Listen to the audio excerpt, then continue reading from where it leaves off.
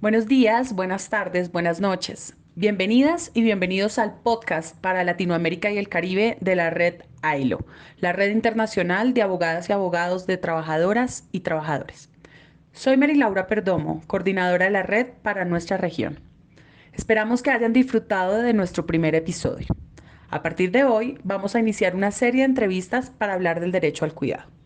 Aunque no sea un tema tradicional en las discusiones jurídicas, desde hace varios años este derecho está siendo discutido entre nosotras y nosotros hasta que la República de Argentina presentó una solicitud de opinión consultiva a la Corte Interamericana de Derechos Humanos sobre el contenido y el alcance del derecho al cuidado y su interrelación con otros derechos.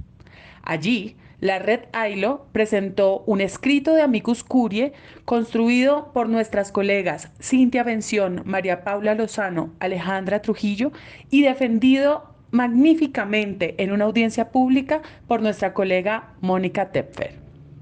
Así, en este y en los próximos 3 episodios hablaremos con cada una de estas importantes abogadas latinoamericanas para comentar sobre el derecho al cuidado desde un punto de vista social, feminista y jurídico. En este episodio, el segundo de nuestro podcast para Latinoamérica y el Caribe de la red AILO y el primero de esta serie sobre derecho al cuidado, tenemos el privilegio de contar con la participación de nuestra colega Alejandra Trujillo Uribe. Bueno, y estamos ahora con la colega Alejandra María Trujillo. Ella es abogada, laboralista, feminista. También nos apoyó en la construcción del Amicus Curiae presentado por ILO Network y la Confederación Sindical Internacional a la Corte Interamericana de Derechos Humanos y también trabaja como coordinadora de proyectos sindical y político en la Fundación FES en Colombia. Bienvenida, Alejandra, al podcast de ILO en Latinoamérica y Caribe. Ay, muchas gracias, Mary Laura, por la invitación. Bueno, Alejandra, queríamos preguntarte sobre estos temas que ustedes tratan de manera tan cuidadosa en el Amicus Curiae, si podías contarnos acerca de el valor del cuidado para la sociedad. Listo. Entonces, yo empezaría por recordar que el cuidado es, digamos, tiene como tres dimensiones. Por un lado, el cuidado es una necesidad, pero a su vez es un trabajo y también es un derecho. Y este debate alrededor del tema del cuidado nace a partir de la economía feminista. Yo creo que eso es importante reconocerlo porque es la economía feminista como corriente crítica del pensamiento económico la que empieza a poner el foco en este trabajo de cuidado no remunerado que en su mayoría hacen mujeres y que no se paga. Y ponen el foco en eso porque normalmente para la economía más tradicional el concepto de trabajo, por ejemplo, estaba asociado a una actividad productiva por la cual se recibía un salario. Y esto implicaba dejar por fuera todas esas actividades que en su mayoría realizan las mujeres y las niñas al interior de los hogares y que en el caso, por ejemplo, de Colombia,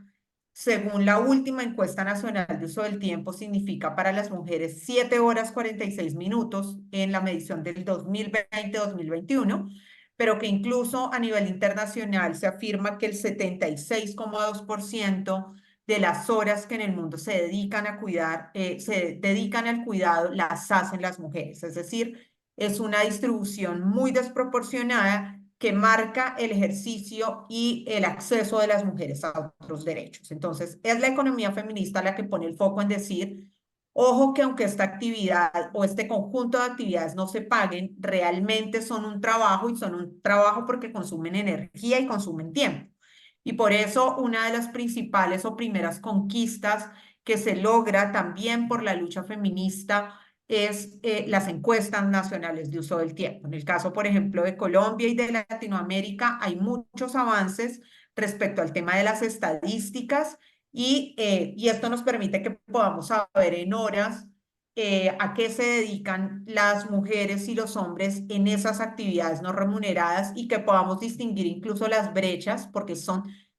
porque ahí también, digamos, hay unos indicadores interesantes respecto a los diferentes tipos de actividades. También para que las políticas públicas y las acciones que se tomen tengan realmente un impacto en reducir el tiempo que las mujeres actualmente están dedicando al trabajo de cuidado no remunerado. Entonces, cuando uno dice que el trabajo es una necesidad, está partiendo de decir todos y todas en algún momento de la vida necesitamos cuidado. O sea, un niño hasta los 5 años necesita un cuidado casi permanente, pero también una persona adulta mayor con dependencia, pero también una persona en una situación de enfermedad o discapacidad requiere cuidado. Y entonces eso nos lleva también a reconocer que es un derecho y decir que es un derecho implica cuestionarse porque en la actualidad eh, el que no se reconozca como derecho está haciendo que sea que nuestra organización social del cuidado sea sobre todo muy familista, sea muy patriarcal y además sea muy mercantilista. Familista porque es los hogares los que sostienen realmente el cuidado de la sociedad. La mayoría de horas dedicadas al cuidado son horas no remuneradas que se hacen al interior de los hogares e incluso todavía se aprecia mucho en la jurisprudencia de las cortes a nivel nacional afirmaciones que lo que hacen es naturalizar el rol de la familia como principal cuidador. Entonces, si hay una persona enferma, se le dice a la familia, usted tiene la principal obligación de cuidarlo y solamente ciertos casos muy concretos y muy excepcionales entra el Estado a suplir ese cuidado. Reconocer que es un derecho implica reconocer que el Estado es el gran garante de ese derecho y eso va a empezar a cuestionar la división sexual del trabajo. Y sabemos que esa división sexual del trabajo es la que hace que actualmente en las sociedades sean las mujeres las que tengan esa mayor carga. Y para lo que a nosotras y nosotros nos interesa, quizás uno de los elementos más interesantes es afirmar que es un trabajo, porque como sabemos, el cuidado se realiza en lo remunerado, y aquí estamos hablando de cuando se paga un salario a cambio de las actividades de cuidado, el caso del trabajo doméstico remunerado, el caso de la enfermería, también cuando se les paga a las enfermeras, el caso del sector de educación. Y en cambio es no remunerado, vuelvo, insisto, el que se hace al interior de los hogares, en la mayoría de los casos lo hacen mujeres y niñas. Cuando yo afirmo que es un trabajo, pues es relativamente sencillo decir en lo remunerado, el impacto que eso tendría es, hay que reconocer derechos y efectivamente debe realizarse en condiciones de trabajo decente. También es cierto que incluso aunque se remunere, estamos hablando de uno de los sectores donde más precarización laboral hay, donde hay más intermediación y tercerización, y sobre todo en el caso de las trabajadoras domésticas, pues estamos hablando del sector con un mayor grado de vulnerabilidad social y económica, porque también se traslada esa falta de valoración que se le da al cuidado. Entonces, como normalmente ha sido considerado como algo que las mujeres hacemos por naturaleza, y que además es casi una obligación que tenemos con la sociedad, aunque se pague, hay una mirada que ha de alguna manera no solamente naturalizado que lo hacen mujeres, sino de alguna manera ha sido bastante, eh, diría yo, le ha faltado crítica social cuando, cuando se hace en condiciones tan precarias, ¿no? Y esa es una de las luchas claves en el caso, por ejemplo, del trabajo doméstico remunerado, que culturalmente no hay una sanción social a que haya realmente unas condiciones de precariedad muy grandes como las que tienen las trabajadoras domésticas en el mundo en general. Y cuando hablamos de que es un trabajo, la gran pregunta es, ¿qué consecuencias tiene eso para las trabajadoras del cuidado no remunerado? Que incluso en ciertos países, como el caso, por ejemplo, de Colombia, han empezado a organizarse. O sea, ¿para qué hacen una organización sindical? ¿Cuáles son los derechos que tenemos que empezar a otorgarles? Y por el momento las respuestas, digamos, más simples, aunque no significa que se estén reconociendo de todo en sociedades, pues son reconocer que necesitamos, digamos, un esfuerzo para que haya realmente un reconocimiento de que aunque se tenga la condición de trabajadora o trabajador remunerado, también hay unas responsabilidades familiares. Pero hay una pregunta que todavía hay que llenar de contenido y hay digamos, una necesidad enorme de cuestionarlos frente a qué tipo de derechos asociados al trabajo les vamos a empezar a reconocer a las cuidadoras no remuneradas, ¿no? Y esto pues tiene que superar el debate incluso del salario, porque ese es un debate que la economía feminista y las feministas sobre todo marxistas, dieron en su momento, Silvia Federici en su libro del salario para el trabajo doméstico, pero que ha venido cuestionándose para decir, no basta con que yo te pague por hacerlo, porque si yo lo que hago es pagar por hacerlo, no necesariamente voy a buscar que esto se redistribuya. Y el gran desafío al final, pues es no solamente que podamos reconocer que el cuidado es esas tres cosas, una necesidad, un derecho y un trabajo, sino que adicionalmente podamos impulsar sistemas nacionales de cuidado y políticas públicas que nos permitan reconocer, por un lado, el valor económico y social que tiene. En la mayoría de los países de Latinoamérica, en promedio, está siendo entre el 19 y el 23% del Producto Interno Bruto. Sería lo que equivaldría realmente la economía del cuidado. Y eso nos lleva a concluir que realmente las mujeres sostenemos la economía y sostenemos las sociedades. Adicionalmente, una apuesta por redistribuir, que implica no solamente redistribuir al interior de los hogares entre hombres y mujeres y entre el resto de los integrantes de las familias, sino adicionalmente también redistribuir entre quienes integran la organización social del cuidado, es decir, el mercado, el Estado, los hogares y la sociedad. Y adicionalmente también la tercera R del trabajo de cuidado no remunerado, sobre todo que nos implica reducir, es decir, cómo hacemos para que cada vez más se reduzca el tiempo que las mujeres dedican a ese cuidado. Y en nuestros países latinoamericanos, sobre todo, esto es un cuestionamiento importantísimo porque es un cuestionamiento de la infraestructura social del cuidado. O sea, si tenemos zonas donde no hay agua potable, todo eso implica más carga de cuidado para las mujeres. En donde tenemos zonas donde todavía las mujeres cocinan con leña, pues eso también implica un esfuerzo adicional para conseguir la leña. Entonces aquí hay toda una discusión sobre los servicios públicos y la infraestructura social. Y por supuesto las dos R's que he incorporado también al trabajo de cuidado remunerado, la OIT, que tienen que ver con recompensar, es decir, pagar un salario justo y reconocer derechos, y con representar, que implica también que haya asociación sindical y también negociación colectiva para mejorar las condiciones de trabajo de quienes están en el cuidado como trabajadoras remuneradas, ¿no? Pero yo insisto, el gran debate y creo que uno de los grandes desafíos que como laboralistas, como feministas, pero en general como personas que defendemos los derechos de los trabajadores y las trabajadoras, tenemos que empezar a darnos es cuáles son los derechos que emergen de ese trabajo del cuidado cuando no es remunerado. Es el derecho al descanso, vamos a empezar a hablar del derecho a la jornada, y ya hay cosas que se han adelantado en ciertos sistemas, ¿no? La idea, por ejemplo, de relevos para que las personas que cuidan también tengan la oportunidad de salir de ese círculo de cuidado y puedan tener algún tiempo libre o algún tiempo para educación o algún tiempo para un trabajo remunerado. Yo creo que hay que explorar muchísimas soluciones. Ahí la solución todavía no está dada. Y además creo que es multifacética, es un conjunto de respuestas, pero es necesario que nos preguntemos por las consecuencias que implica reconocer que el cuidado es un trabajo y que debe hacerse siempre en condiciones dignas y justas. Alejandra, digamos, tú nos mencionas tres facetas del cuidado, tres definiciones. Es una necesidad, es un trabajo y es un derecho. Quisiéramos, para efectos de la discusión que se está dando en la opinión consultiva que está debatiendo la Corte en nuestras regiones,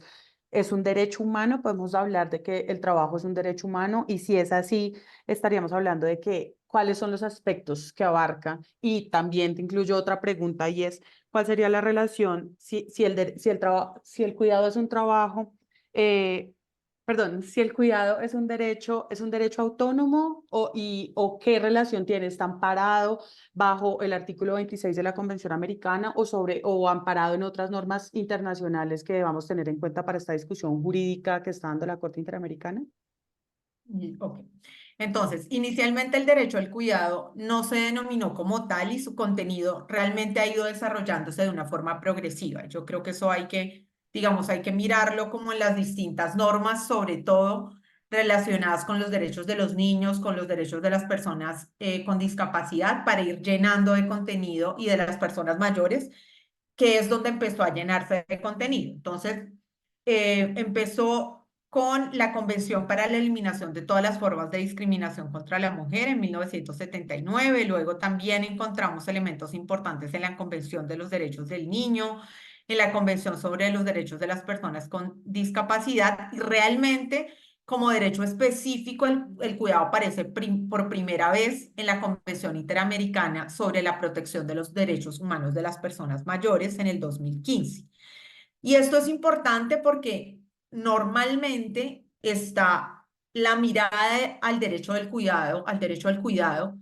eh, que se está dando tanto a nivel internacional como a nivel nacional, está siendo sobre todo desde la óptica de quien tiene necesidad de que lo cuiden, ¿no? Y por eso aquí estamos hablando de los niños, de las personas mayores y de las personas con discapacidad. También hay un gran desafío por llenarlo de contenido frente a cuáles son las condiciones y los derechos de las personas cuidadoras, en este caso de las trabajadoras del cuidado.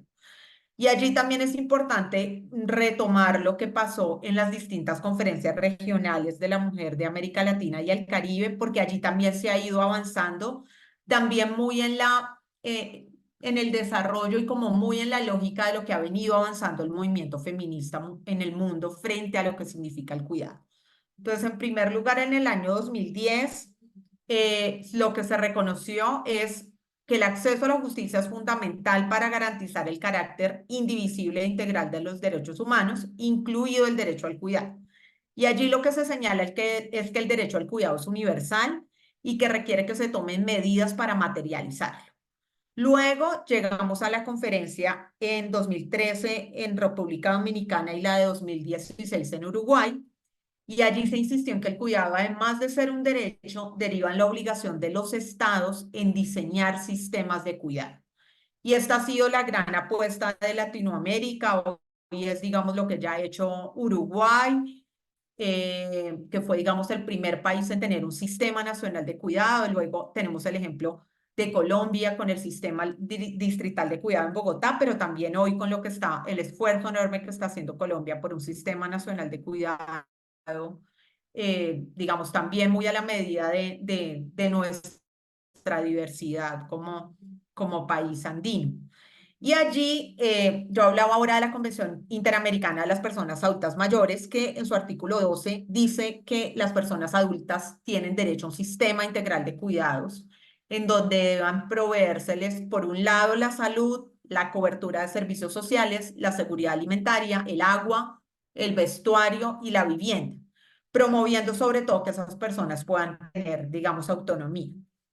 Luego hay otras menciones que quisiera sobre todo resaltar, también porque aunque hay avances importantes internacionales, sin duda, que nos dan toda la base para sostener que el cuidado efectivamente es un derecho humano, pues también hay una mirada muchas veces familista y muy patriarcal de ese derecho al cuidado, ¿no? Entonces, en el caso, por ejemplo, de los derechos del niño, siempre está muy relacionado con esa naturalización del cuidado hacia las madres, y solamente empieza a hacerse, digamos, algún énfasis en el artículo 18, en el parágrafo 1, también empieza a mencionarse que la crianza de los niños pues es una responsabilidad no solamente de las madres, sino también de madres y padres en el caso en que se tengan ambos progenitores. Y allí empezamos a ver también que hay constituciones que empiezan a incluir el cuidado como un derecho en su contenido, ¿no? Entonces allí está el caso de Venezuela, por ejemplo, en el 99, el caso de Ecuador, de Bolivia, de República Dominicana, que sobre todo lo hace en la lógica de decir, hay un aporte al valor, hay un aporte económico de ese cuidado, ¿no?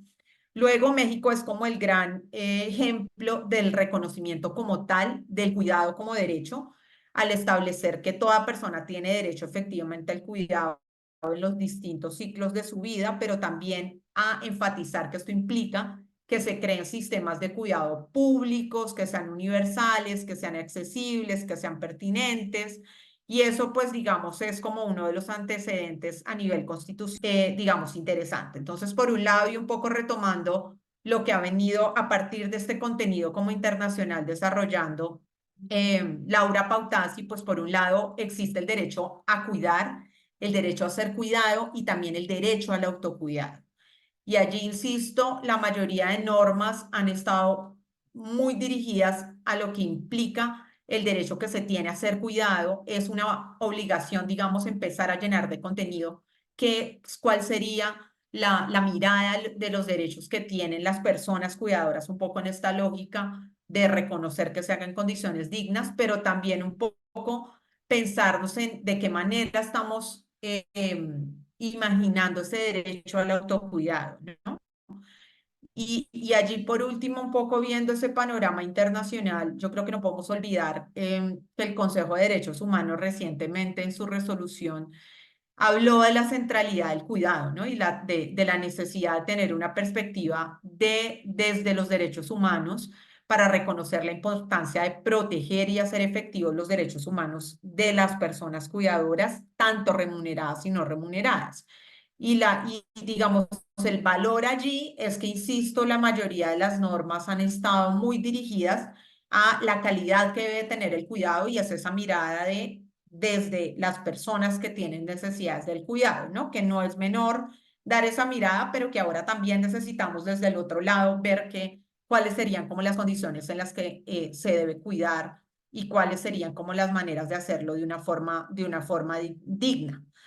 Y allí quisiera para finalizar un poco todo este tema del derecho humano al cuidado, pensar como cuál es la mirada que debería tener el Estado para garantizar este derecho desde una perspectiva que por supuesto reclamamos de género y es evidente y es las mujeres hoy se llevan la peor parte o digamos la mayor carga del cuidado y esta división sexual del trabajo pues hace que las mujeres cuando uno revisa los indicadores de mercado de trabajo, pero también de acceso a los cargos donde se toman las decisiones políticas, pues se vean un montón de brechas. Y esas brechas están ahí, pues porque efectivamente esa división sexual del trabajo nos está privando de ejercer otros derechos, pero allí también es clave que empecemos a verlo desde una perspectiva también racial, desde una perspectiva también territorial y sobre todo, y eso es un aporte muy latinoamericano. O sea, digamos, buena parte de la discusión del derecho al cuidado viene por un lado de Europa, pero lo cierto es que en Latinoamérica no solamente ha sido visto como una apuesta a la economía feminista, sino como una apuesta política. Y allí esta mirada, digamos, interseccional es fundamental, porque allí empiezan otras discusiones que cada vez van tomando más relevancia, ¿no? Esta idea, por ejemplo, del cuidado comunitario en las sociedades y sobre todo en nuestros países andinos, por ejemplo, en nuestras comunidades indígenas y en nuestras comunidades afro, hay cuidado hace muchísimo tiempo. Y no solamente porque ahora estemos hablando del cuidado como derecho o de la obligación de los estados de hacer sistemas de cuidado, sino que históricamente y ancestralmente han venido brindando cuidado. Pero cuando uno revisa las condiciones en las que se ha brindado ese cuidado, también, digamos, hay que tener una perspectiva crítica que no idealice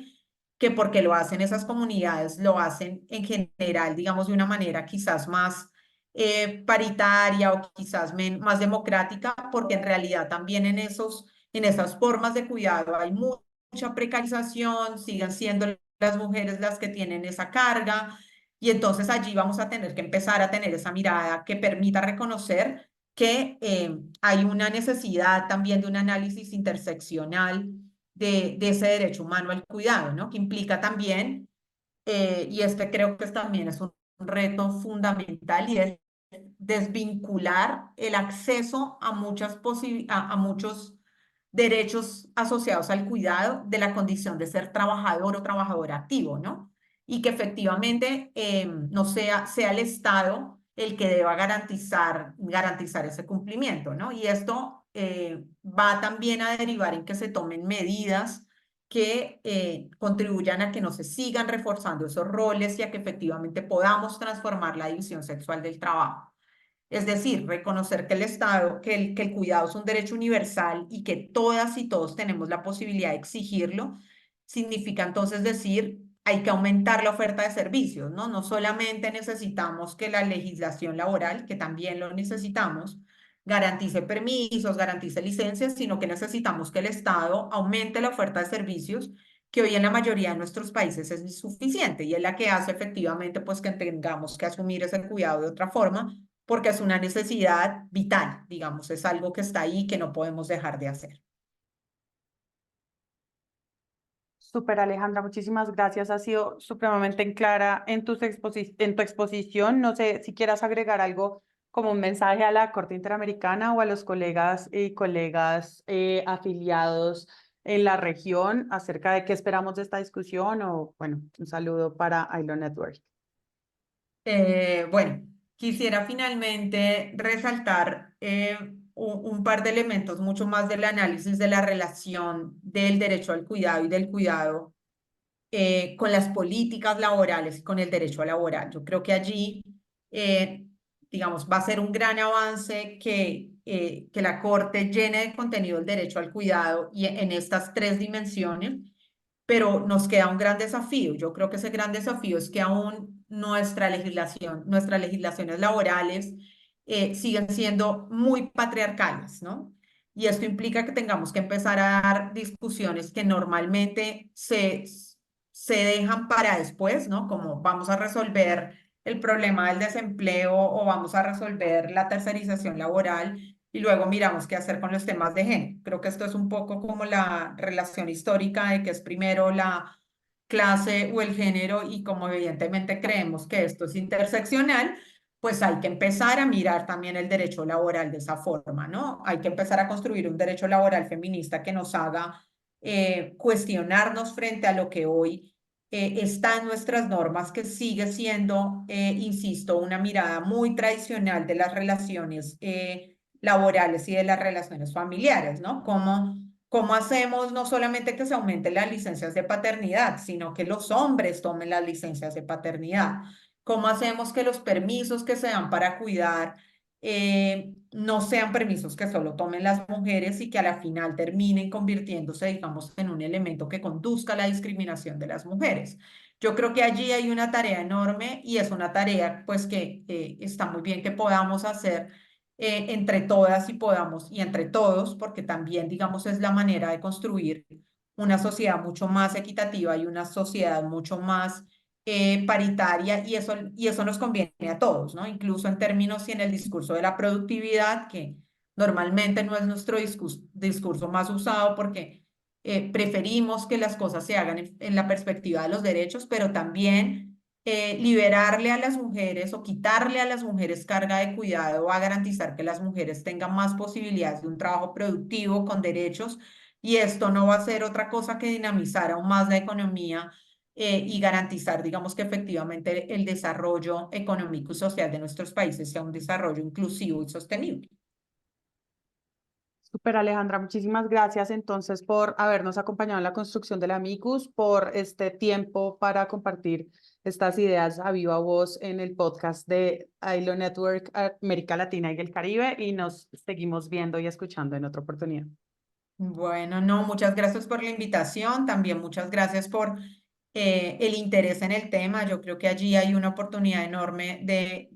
profundizar, digamos, frente a otros contenidos, contenidos que quizás no son los que tradicionalmente se ven desde la perspectiva del derecho laboral. Y bueno, claro que sí, nos veremos en una próxima oportunidad.